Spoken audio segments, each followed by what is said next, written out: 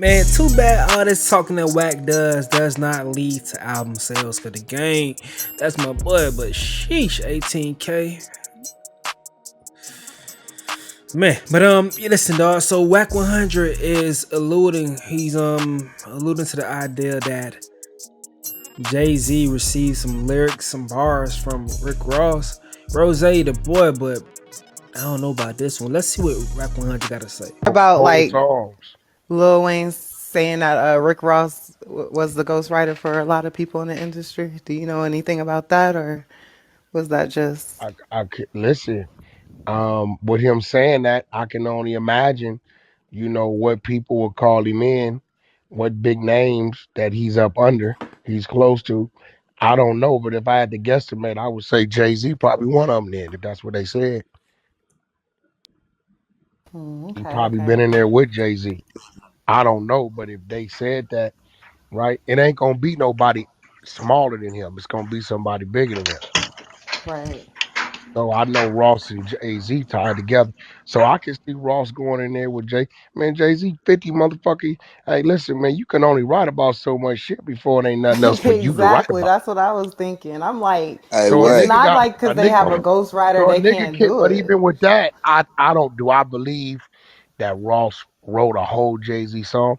I don't believe that. No. Do I Yeah. believe if Ross was in studio with Jay Z and a beat came on, you know what I'm saying? Are they gonna bob their heads together side by side and Ross may shoot some ideas out there and Jay Z does what he does with it? Yeah, I definitely believe that. All right, so like Wack got a little more spicier with it than he had to get. What he insinuated was not what he explained.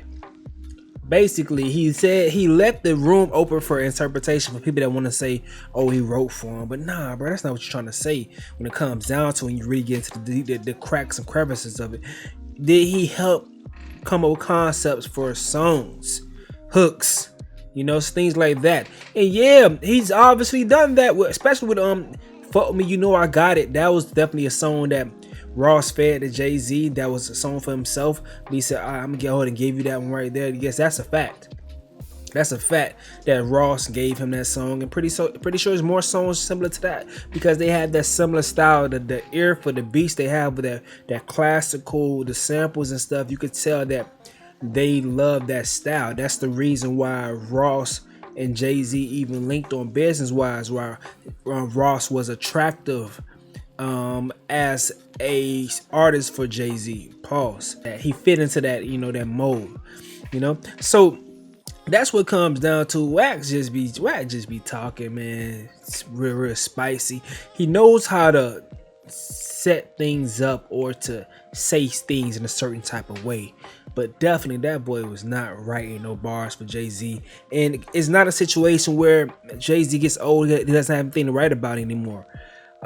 Most of the things when it comes to his lyrics, his verses and stuff, it's like really relative to what Jay-Z has going on. That's why a lot of things sometimes, some lines I just can't relate to because it's about his rich ass lifestyle and his taste for fine art and stuff. And I'm just like, okay, cool, that's something I could strive for. But when I'm at that point, I'll dive back and now get into that music. But at this point in time right now, Jay, I ain't really into that, you feel me? It's not really my thing right now, but that's something I can reach for in the future. I'll come back and double back on this Basquiat flows and stuff like that. I'll come back to that, That's the beauty about music. It's always there. Once it's released, it's out there, it's there forever, you know?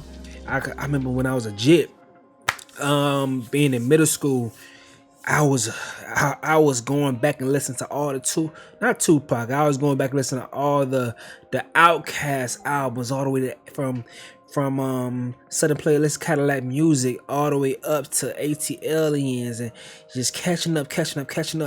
Then I love that about music that you can go and catch up and you'll be so surprised about the timeless bars that's within music. You can see when people were just really vessels from, like, God used some of these writers as vessels to put out messages that's going to be timeless, that no matter what, someone may be going through some shit years later and they can listen to your song and that message will be right on time for them.